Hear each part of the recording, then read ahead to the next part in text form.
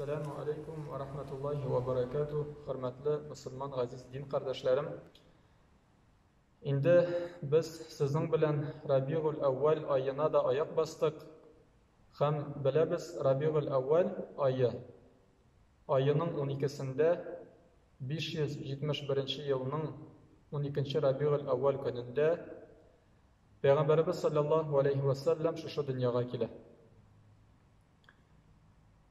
Hem biz indi şu Rabiul Evvel hürmetinden, Mevlid ayının hürmetinden Peygamberimiz sallallahu aleyhi ve sellem turunda iske alularımızı, ana zikir kılılarımızı arttırabız.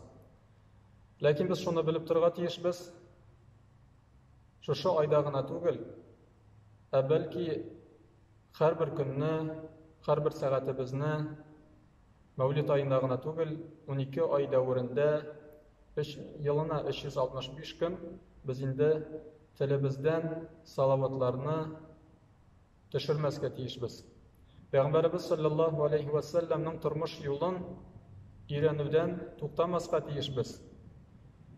Çünkü Peygamberimiz sallallahu aleyhi ve sellem bizning için usvetun hasana, yani yaxşı ko'rkam misal buldu. Yaxşı ko'rkam misal. Özünün turmuş yolunda İslam'ı bizge öğretip, anlatıp, özünün turmuş yolunda ko'rsatib kaldırdı. Yani usvetun hasana. Usvetun hasana, yani yaxşı ko'rkam misal. Şuna göre biz anın turmuş yolun, ko'rkam misalın öğrenirge tırışırga tiyişbiz. Çünkü anı öğrenip, bizning indi ko'nglimiz o'sa. Hem bizning şu Allah Teala yolunda hizmet etu tilagimiz arta. Ama da lakin biz indi her vakit Peygamberimiz sallallahu aleyhi ve sellem turmuş yolun öğrenirge, özleştirge tiyiş deb aytsak da, qay chaqda bizning vaqtimiz yetmasga mumkin. İşimiz, meşakkatimiz bulurga mumkin, unutulup kete.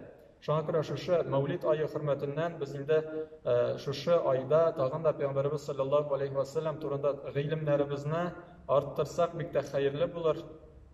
Allah Teala hayırlısın kılsın. Hem indi gümümen Peygamberler tarixini qaraydigan bulsak, bütün peygamberlerini Allah Teala'nın dinine çağırıp birleştirdi. Allah Teala'nı tanıp, ona ibadet kılıp, Allah'ını bir Allah, büyük Allah deb tanıp, tanığa çağırıp birleştirdi. Hem tıyganlarından tıyılıp yaşarga çağırıp birleştirdi. Hem onların aqideleri, yani şu İslam'a qarashları bir buldu. Lakin her bir peygamber, o indi Peygamberimiz sallallahu aleyhi ve sellem'e kadar bulgan peygamberler, onlar her birisi özünün kavmine keldi. Yani özünün kavmine Allah Teala'nın birligini tanırga çağıra turgan buldu.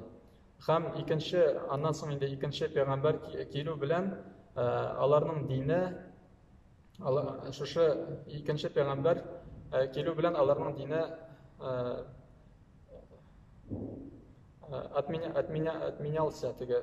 atmeняться ите turgan buldu. Indi Peygamberimiz sallallahu aleyhi ve sellem'nin dini, ol indi bizning peygamberlerin xatimi bularak Allah subhanahu wa ta'ala eng so'nggi peygamberlerin xatimi bularak indirdi Peygamberimiz Muhammed Mustafa sallallahu aleyhi ve sellem'ni. Hem her bir peygamber o'zi yaşagan vaqtda o'z qavmini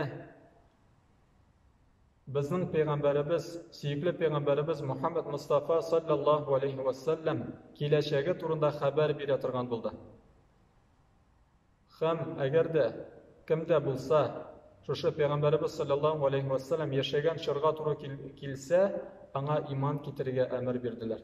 Hem alarının, hem Kur'an kitabı aldığından bulgan kitaplarda da Peygamberimiz sallallahu aleyhi ve sellem turunda haberler bir hesap.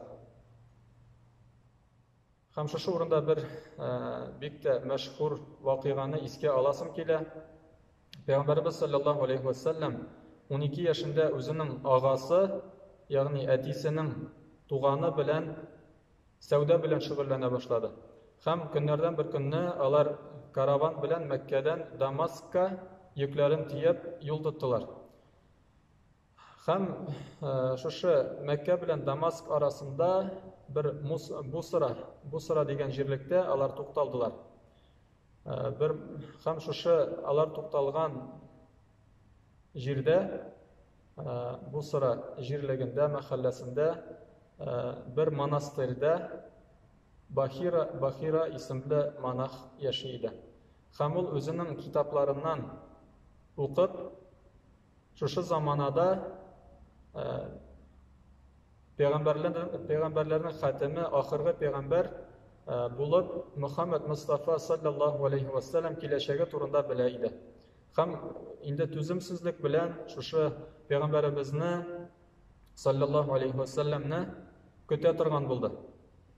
Һәм көннәрдән бер көн шулай көтеп торган вакытта, Мәккәдән килүче караваннарны күзләп торган вакытта бер караванга күзе төште.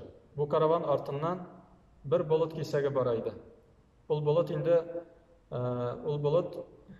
Пәйгамбәрбез саллаллаһу алейхи ва саллямны кояштан саклый торган болыт була.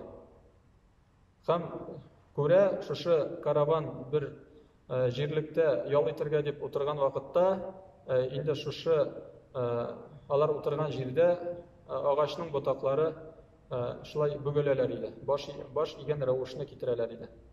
Һәм бу инде аңлап ала, шушы ул көткән, ягъни аның китапларында, ягъни Коръәннән алда килгән изге китапларда хәбәр ителгән пәйгамбәр именно шушы яшүсмер пәйгамбәр булачагын аңлап алды. Һәм әмер бирде өстәл әзерләргә һәм аларны чакырып кунак итәргә теләде. Һәм чакырды да бөтенесе килделәр, ләкин бер яшүсмер шул Пәйгамбәрбез саллаллаһу алейхи ва саллям кермәде, һәм ул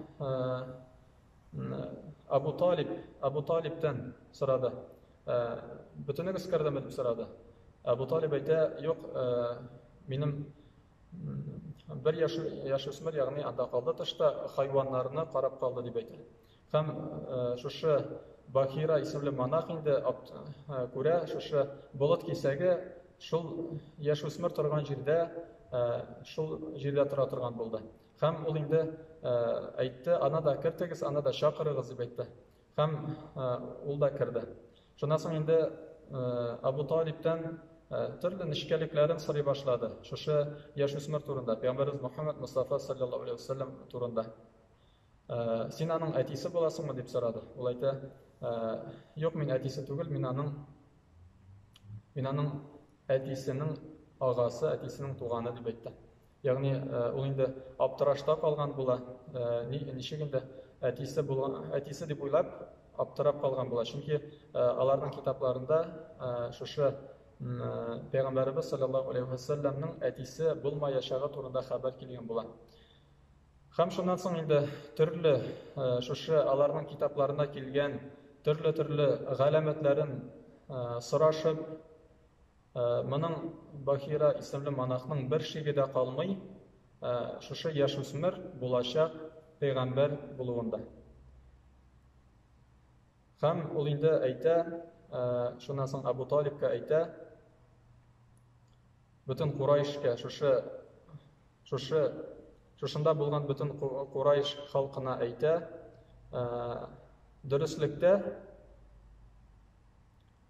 бөтен галәмнәрнең хуҗасы булган Аллаһның кулы пәйгамбәре бу.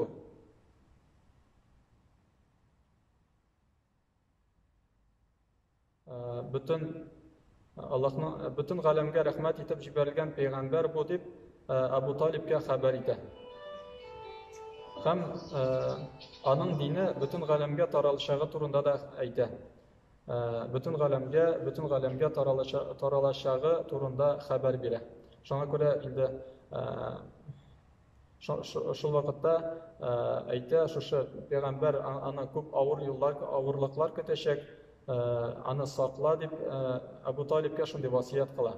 Абу Талиб инде үз чиратында шушы галәмнәрнең хуҗасы булган Раббыбызның илчесен тәрбияләү өчен тагын да сөенеп, Пәйгамбәрбез саллаллаһу алейхи ва саллямны тагын да ярата башлый, тагы да ныграк ярата башлый. Һәм инде без күрәбез менә шушы 14 гасырдан соң Пәйгамбәрбез саллаллаһу алейһи ва сәлләмгә яшәгән вакыттан соң 14 гасырдан соң без инде менә сезнең белән әлхәмдүлилләһ мөселманнар, ягъни ислам динен кабул итеп, Алла Тәгалә безне һидаят юлына күндергән, шушы хак юлга, хак дингә күндергән. Һәм без моның өчен шөкер итәргә тиешбез. Чөнки бу зур нигъмәт Алла Тәгалә тарафыннан. Һәм Пәйгамбәрбез саллаллаһу алейһи ва сәлләм үзенең максатын, үзенең вазифасын шушы Алла Тәгаләдән булган, Алла Тәгалә тарафыннан булган үзенең вазифасын камил рәвештә үтәде. Ягъни Пәйгамбәрбез саллаллаһу алейһи ва сәлләмгә Алла Тәгалә әмер итеп әйтте, Әл-Муддассир сүрәсендә: "Кум фәәнзир, ва раббака фәкәббир, ва сиябака фатахир." Садақаллаһу азим. Ягъни тор һәм Алла Тәгалә диненә чакыр. Алла Тәгаләнең берлеген аңлат дигән әмер Пәйгамбәрбез саллаллаһу алейһи ва сәлләмгә инде. Һәм ул аны камил рәвештә үтәде. Һәм инде бүгенгесе көндә без сезнең белән менә шушы әмер безнең белән сезләрнең өсләребездә. Ягъни без инде Алла Тәгалә юлына үзебез килдек икән, Алла Тәгалә безне үзенең нигъмәте белән безгә, күңелләребезгә иман нигъмәтен салды икән, без үзебезнең кардәшләребезне, карындашларыбызны, ватандашларыбызны, дусларыбызны, туганнарыбызны да шушы дингә чакырырга тиешбез. Һәм чакыру әлбәттә тел белән генә булмый, күркәм холык белән. Һәм шушы күркәм холыклылык турында әйтеп китәсем килә. Алла субханаһу ва тәгалә үзенең пәйгамбәре турында әйтә: "Бисмиллаһир-рахманир-рахим, ва иннака ла'ала хулуқин азим."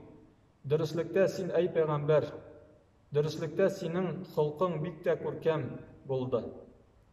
Һәм шушы күркәмлек белән Пәйгамбәрбез саллаллаһу алейһи ва сәлләм үзенең